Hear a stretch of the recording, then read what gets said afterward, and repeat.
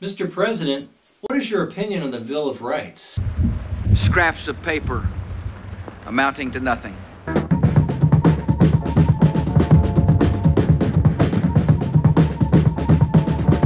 Mr. President, what do you say to people who claim that you might have an October surprise up your sleeve to affect the outcome of the election in November? Expect the unexpected, because history can deliver sudden horror from a soft autumn sky.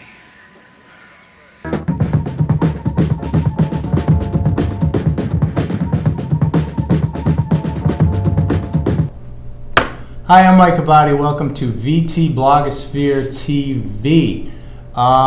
We have quite a mission on our show here. We are going to move all of the talent and genius that is out there in the blogosphere and get it onto public access TV and expand the punditocracy out there and get more voices out there. And we're very lucky today to have John Odum with us, the publisher of Green Mountain Daily, and he's here to talk about the blogosphere locally in Vermont and generally nationally, maybe touch on the elections a little bit. And yeah, John, how's it going? All right, I guess you're going for the talent and genius. You're warming up with me here. So yeah. Move on to the actual talent. And yes, genius. we are dedicated to not being boring or amateurish, right?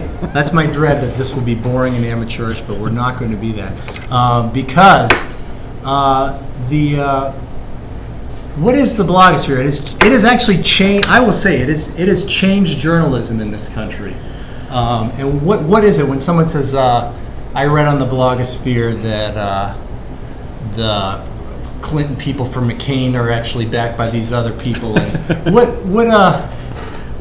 how would you describe the blogosphere? What is it generally? Well, the blogosphere refers to the sort of collective interactive community of the political blogs. And I should make a distinction here because there were blogs before this term blogosphere came out. I mean, a blog is, I know some people like to wax sort of poetic and philosophical about what is a blog and the spirit of the blogs. A blog is just a piece of software that enables you to create basically just an online journal. So you've got a lot of blogs out there. You've got everything from something like Green Mountain Daily to knit nerds, and yeah, all about knitting. And there's all kinds of personal things. Yes, exactly. Not like personal knits, grooming website. Right. Like they're very individualized. They're just places using the medium for personal expression, and it was inevitable that some people would start talking politics, particularly the things that they are feeling are being left out, or the perspectives that are underrepresented in the traditional media, and those types of blogs really tapped into something, and they just exploded.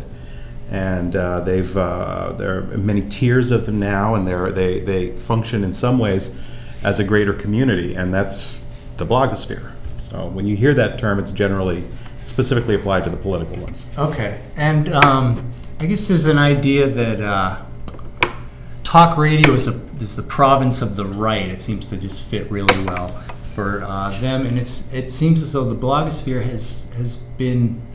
Is it exclusively progressive or left, or oh no? How's it looking? Because we hear a lot from the left side of the dial, I guess, with the blogosphere. Maybe it's just designed for people like you and me. Well, or is it? It's certainly not just a left-wing place by a long shot. There are a lot of very prominent conservative blogs. You've got Red State, you've got Michelle Malkin, you've got people like that. And in fact, for a while there, initially this sort of explosion of the blogosphere, people tie it back to the Dean campaign and the way they revolutionized, political activism on the web. But very quickly, and you can go back and check the press at the time, it became Advantage Right, where there were, really a lot more of the right-wing blogs that you would see popping up and certainly getting quoted and getting the attention of and impacting the mainstream media. But that was then, this is now. The left really, as you say, has become the dominant force, and I think a lot of that's due to, I think you could make the argument that the medium is going to be more appealing to a lot of folks on the left. But I think it's much more about the development of the technology and the type of blogs you see. I think when we talk about the Netroots movement, the sort of flagship blog is the Daily Kos.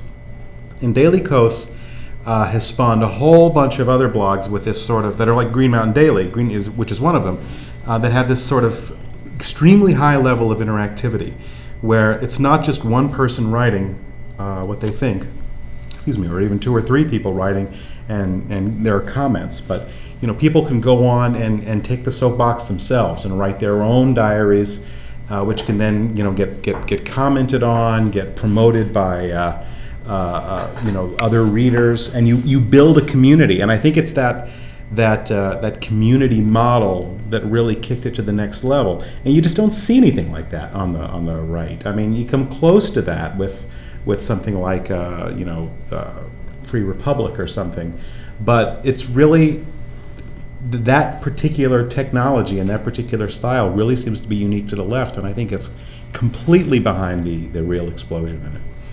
Great. Now, Green Mountain Daily is part of, is it called the 50 state? What's that about? There's a organized constellation of... Well, organized is probably overstating it. Okay. Nothing's organized. That's right. Basically, after this explosion that I was talking about of the Daily Kos style, the community style blogs, it also led to an explosion of these things at the local level.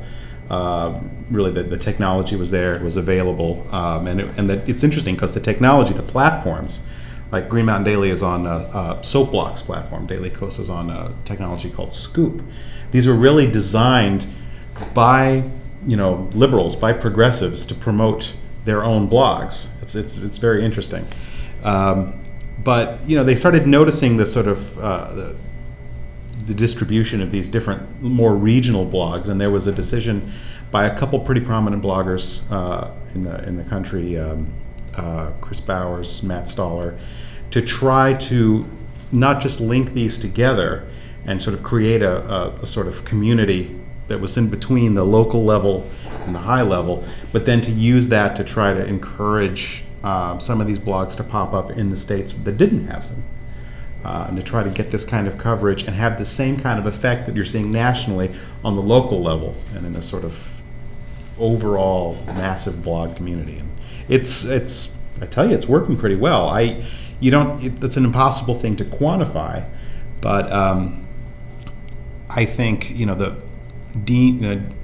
Chairman Dean's 50-state project, which has been working to develop field networks and promote candidates even in traditionally red states like Mississippi. Right. We've been seeing a lot of candidates get elected there. I think what doesn't get mentioned is probably a lot of these local blogospheres. The explosion of the local blogs like this are part of that effect. Right. But it's impossible to say just how much. Yeah, I guess if you're listening, if you're told you live in a red state and you're listening to right-wing radio, you can feel very alone and just stay shut up. But if you can log on somewhere, and Dean's actually sending people to Mississippi. Carville gave him a lot of flack for wasting money in Alaska and Mississippi, but we've been seeing some payoff, which is exciting. Now, I'm wondering also about some of the terminology of the blogosphere. First of all, actually, are people in this, bloggers are going to Denver, is that right? Are we sort of officially in the club now? Is that?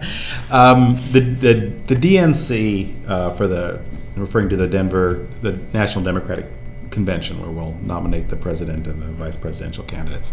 There were blogs there that had press credentials last time, 4 years ago. In Boston, huh? Yeah, and it was a handful of them.